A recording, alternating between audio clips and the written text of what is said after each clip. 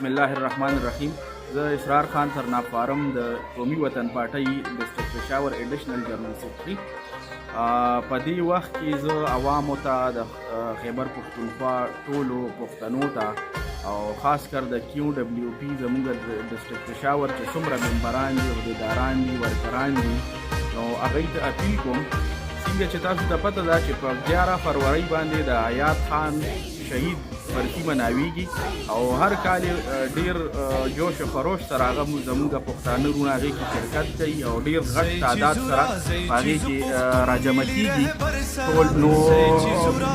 زه اوس هم تاسو ته دغه کوم خواست کوم اپیل کوم چې دې ځلې په 11 فروری باندې هم هماغه شانتې جوش او خروش سره تاسو شرکت وکړئ او نو هغه زه وایم چې کم دی زموږ د خاص کر د پېښور دپاره د سرحد دپاره بې‌پناه بېمثاله خدمات دي او انشاءالله د هغې ازاله به مونږ په دې شکل کې کوو چې ټول راغونډ شو په 11 تاریخ باندې